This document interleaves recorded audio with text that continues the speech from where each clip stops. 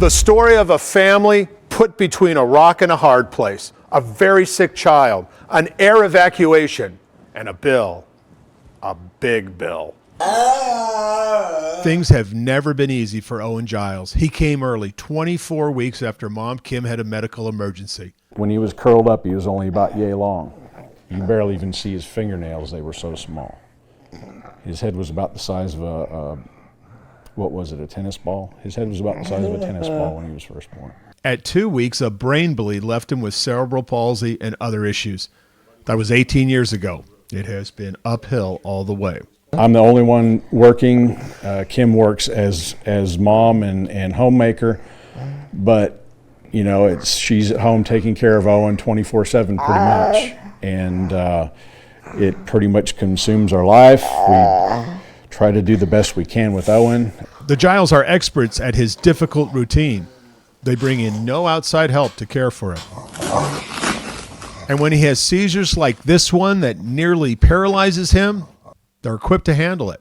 But sometimes it's beyond them. On May 11th, an unusual seizure that medicine would not stop. That one day we had exhausted our resources as far as trying to get him out of the seizure, and we had to call 911, and they came in and gave him a drug that got him out of his seizure. Right? Yeah, that's right. But it wasn't over. The paramedics thought they detected fluid in Owen's lungs and wanted to use their air evac helicopter to fly him to Nashville. It all happened so fast that Giles quickly signed the papers, worried for their son's life. But it turns out he was fine and was immediately released by Vanderbilt. They knew this was going to be expensive, but the Giles have United Healthcare insurance and were prepared for a copay. This should have cost $27,000 thereabouts. And they said since we had actually paid out all of it, maxed out our deductible and out of pocket, that $27,000 was 100% covered by the insurance company since we were already maxed out. What seemed like good news turned instantly into a nightmare, because while insurance paid what they said was the reasonable price of $27,000 for the 51-mile flight, Air Evac billed the Giles $57,000 for the helicopter ride. There was a $30,000 balance. Insurance said it was not a reasonable fee and it wouldn't cover. Air Evac said we want our money, and that means the Giles owe $30,000, the bill balance. I think the insurance does have it right, and I think that's what the average cost usually ends up being. It's just that they know that when you're not in network, they can charge you whatever they want to. This has been such a financial catastrophe for families nationwide. There's a new federal law that is now in effect. The No Surprises Act attempts to stop exactly what happened to the Giles.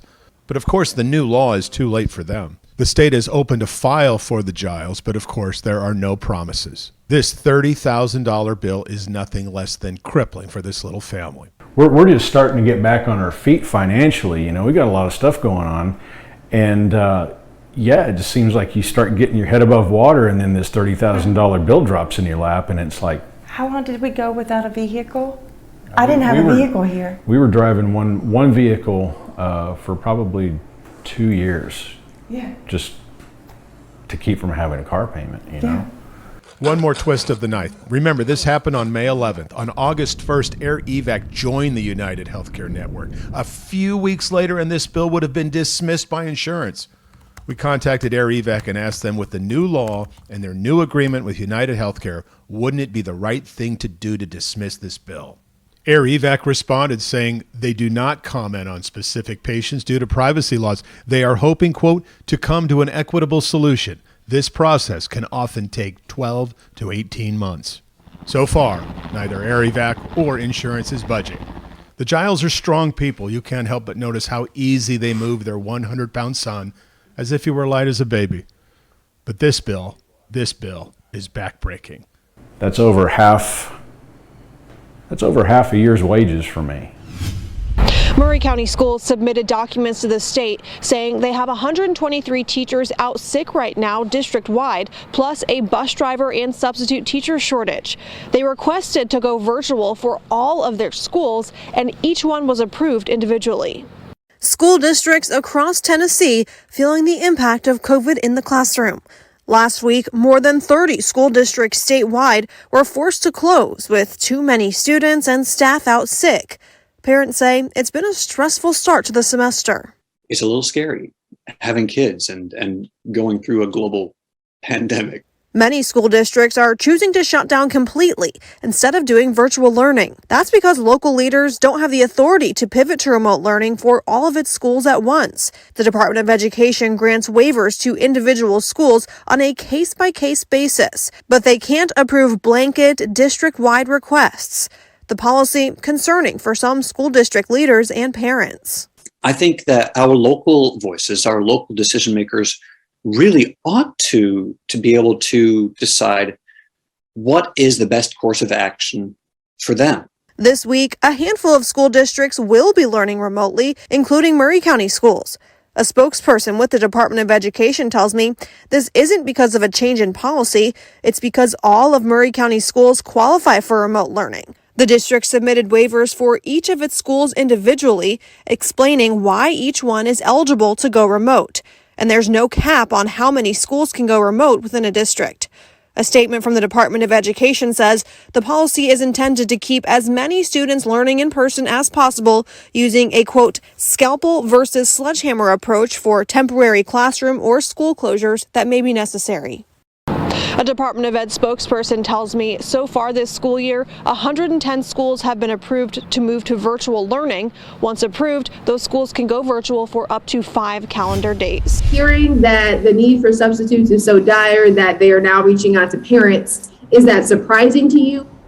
Tonight in Crisis in the Classroom, mid-state school districts pushing to keep in-person learning going are fighting another battle. This time it is a shortage of substitutes to fill in for teachers who were either out sick or quarantined. Well, in Wilson County, the district is now asking parents to step up, teaching here and there when they can. Fox 17 News' Erica Glover live tonight after talking with Wilson County educators. And Erica, you were able to ask if this is the first time they've had to take this extreme action, asking parents. Well, Stacey and Scott, I did ask Wilson County educators, have you had to take this kind of measure before? And they told me yes, in the past, but they have not reached out to parents in quite a long time. Here's what they had to say. Wilson County Schools sharing this message with parents Friday morning regarding a shortage of substitute teachers. The email encouraging parents who are able to complete training and work 4 days per month start their application now. It's a process Carrie Weeks, who is married to an educator, is strongly considering. My job affords me a half day on Friday. That's why I'm able to talk to you in the afternoon. And, I could see what the half day can do to help. Fox 17 News reached out to ESS, an education management and staffing solution team tasked with training and providing substitute teachers in Wilson County. I wanted to know just how many volunteer substitutes are needed. I was told the employee with this information is out of the office until Monday. I think it would be good for some parents who are qualified, they meet the qualifications and background checks, to be able to enter the classrooms and see what a educator goes through.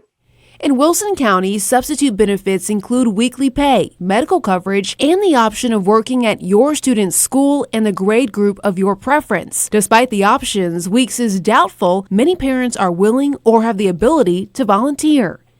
I would love to say yes. But I'm going to say no. I hope so. A call to action that's catching the attention of parents pushing to keep their students in the classroom.